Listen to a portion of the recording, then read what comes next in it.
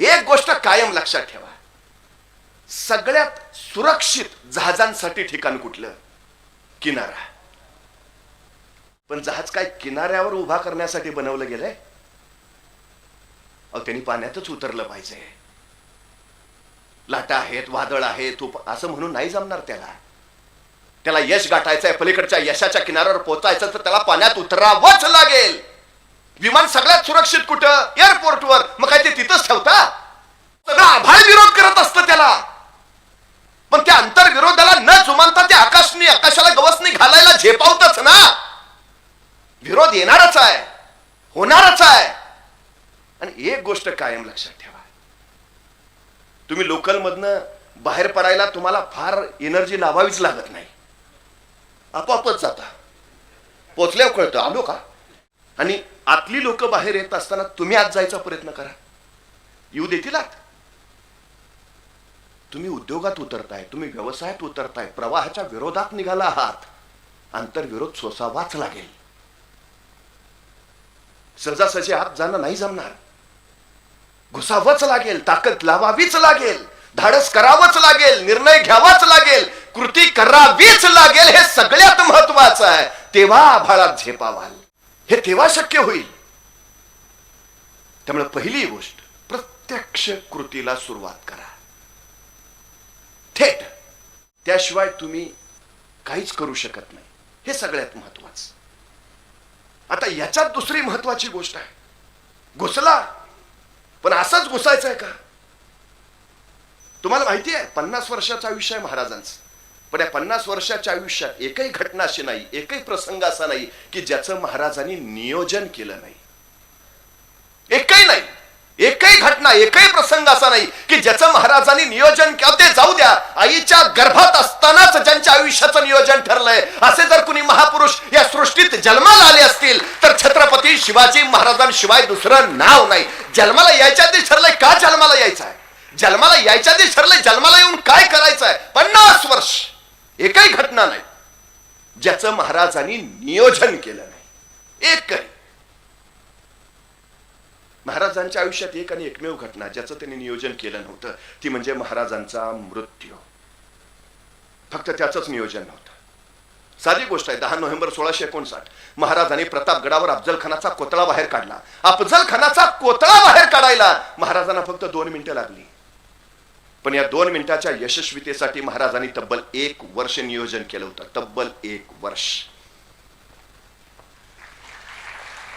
कृती करायच्या अगोदरची पहिली प्रक्रिया काय करणार आहात? आराखडा बनवा, नियोजन करा, पक्क. सगळ्यात महत्वाची गोष्ट आहे, काटेकोर नियोजन हवंच. आमच्याकडं अजिबात नसतं. अहो, साधं घर बांधायचं झालं तर पहिल्यांदा आम्ही वास्तुरचनाकारला बोलावतो, ते असं पाहिजे. मग तो आराखडा तयार करायला सुरुवात करतो. ते बजेट एवढंच आहे. मग तो त्या पद्धतीनं, मग ह्या सगळ्या प्रक्रिया झाल्यावर मग प्रत्यक्ष कामाला सुरुवात होते.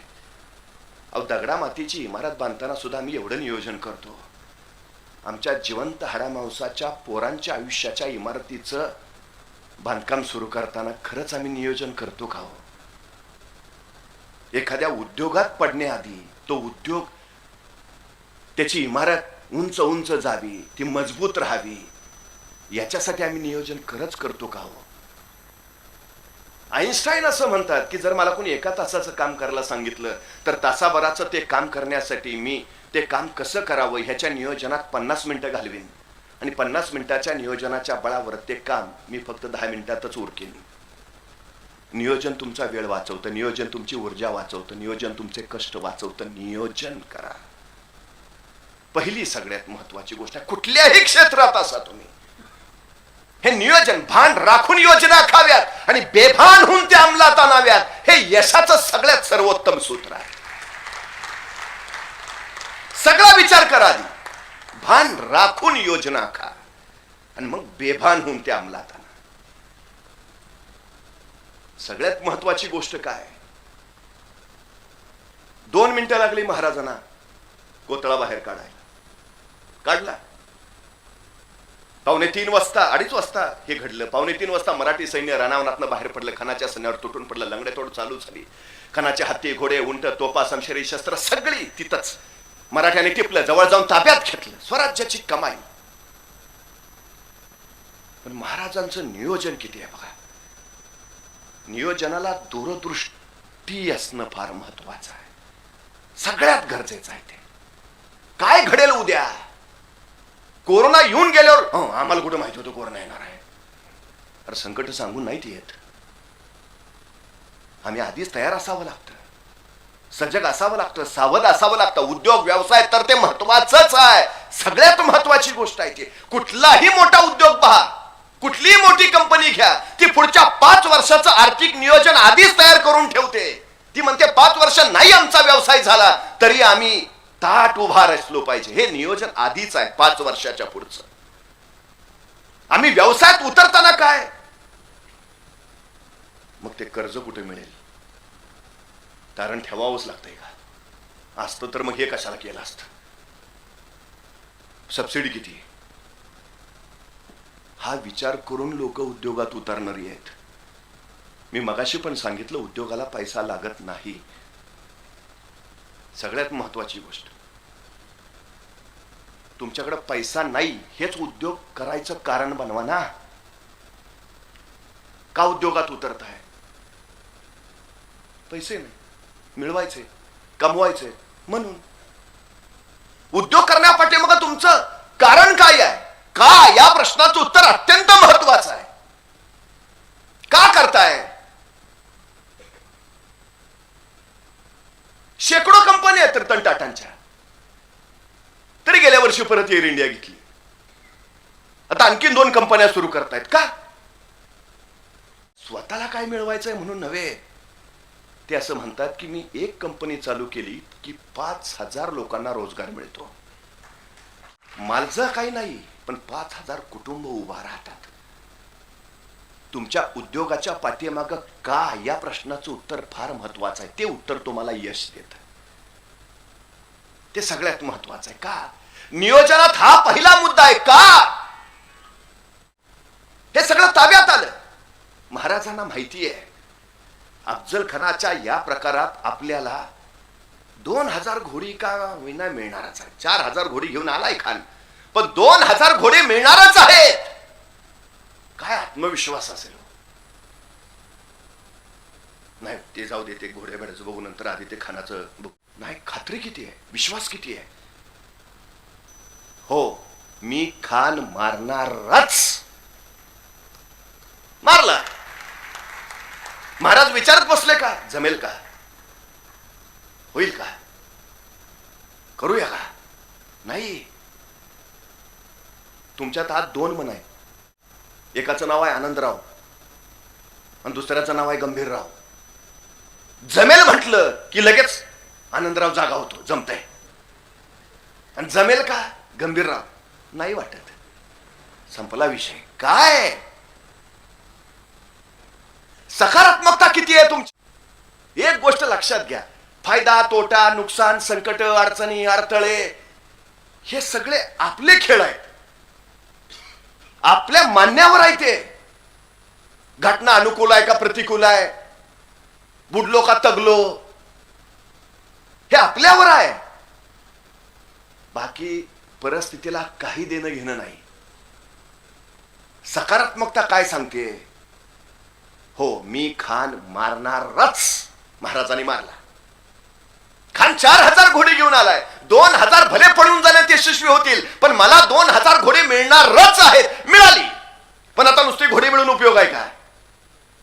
ते घोडे चालवणारे प्रशिक्षित घोडेस्वार सुद्धा हवेत, तर त्या घोड्यांचा उपयोग. नाहीतर एखाद्याला विचारावं, गाडी असते ना घरी, घरी मला चालवता येत नाही ना, उपयोग काय तुझ्या गाडीचा? घोडे मिळाले, चालवणारे प्रशिक्षित घोडेस्वार हवेत. आत्मविश्वास आणि नियोजन किती आहे बघा. 10 नोव्हेंबर 1659 या दिवसाच्या बरोबर 6 महिने आधी महाराजांनी आपल्या 2,000 लोकांना घोडेस्वारीचं शिक्षण देऊन प्रशिक्षित करून ठेवलंय. 6 महिने आधी. आणि त्यांना सांगितलंय 6 महिन्यानंतर 10 नोव्हेंबरला सायंकाळी 4 वाजता तुम्हाला घोडे मिळणार आहेत. बुकिंग झालेलं आहे. हा आत्मविश्वास आहे. व्यवसायात उतरलाय ना, जमणारच, फायदा होणारच. सकारात्मकता घेऊन चालावो. बघू जमतंय का, टाकलंय तर खरं. ते तुला टाकूनच देणार. कसे सामोरे जाताय, नियोजन कसं करताय, पुढचा विचार किती करताय. तुम्हाला माहिती आहे, आमच्याकडे कायम असं म्हणतात, उद्योगात व्यवसायात उतरणाऱ्या माणसानं कायम बोक्यासारखं असलं पाहिजे. त्याला कुठूनही टाका, कधीही टाका, कसंही टाका, ते 4 पायावर उभाच राहते. कसं नियोजन पाहिजे, कसलंही संकट येऊ दे, कसली अडचण येऊ दे, कसलाही तोटा होऊ दे, मी स्थिर आहे. ही स्थिरता महत्वाची आहे. व्यवसायात उतरण्याआधी विचार करा, नुकसानच झालं सगळं, पेलायची ताकद आहे का. हा जोखीम पत्करायचा व्यवसाय आहे, नुसता व्यवसाय नाही, जोखीमच आहे. तिथं घेता येते, तयारी आहे, सोसायची मानसिकता आहे, उतरा. किंवा उतरण्याच्या आधी नुकसान सोसायची तयारी करून ठेवा. जसं मोठमोठ्या कंपन्या करतात, पुढच्या 5 वर्षाचं सगळं आधीच, नाही चालली कंपनी तरी अडचण नाही, बिनधास्त उतरा. हे नियोजन आहे. आत्मविश्वास अनुभवातून येतो. आज ज्यावेळी उतराल, हे नियोजन करत करत पुढे जाल, दूरदृष्टीनं पुढचा विचार कराल, तेव्हा हे होतं. आता या सगळ्यात अनेकांना असं वाटतं बऱ्यापैकी, नाही पण ते मी आर्ट नाही, ते कसं काय जमायचं आपल्याला. तुम्ही काय शिकलाय अजिबात महत्वाचं नाही.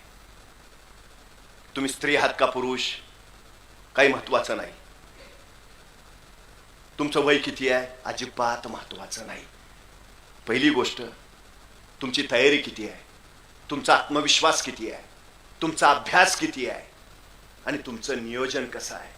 या 4 गोष्टी फार महत्वाच्या. बाकी कुठल्याही गोष्टीला महत्व नाही. पुन्हा एकदा लक्षात घ्या. अनेक लोक का पडत नाहीत, नाही ना, आपलं ते क्षेत्रच नाही. मानवी व्यक्तिमत्वाचे संशोधक असं म्हणतात की नुकतंच जन्माला आलेलं एखादं नवजात बाळ तुम्ही आम्हाला आणून द्या आणि त्याला काय बनवायचं ते सांगा, आम्ही त्याला बनवून देतो. हवं ते बनवता येतं. ओल्या मातीच्या गोळ्याला जर हवा तसा आकार देता येत असेल, तर जिवंत हाडा मांसाच्या गोळ्याला सुद्धा हवा तसा आकार देता येतो. ही सगळ्यात महत्वाची गोष्ट आहे. आपल्यात हे नाही म्हणून आपल्याला हे जमणार नाही, अजिबात काही नाही. डोक्यातनं पहिलं काढून टाका. आत्मविश्वासाचा अभाव का, जमेल का, हा पहिला प्रश्न आमच्या मनात येतो. म्हणून ही पहिली अडचण आहे आमची.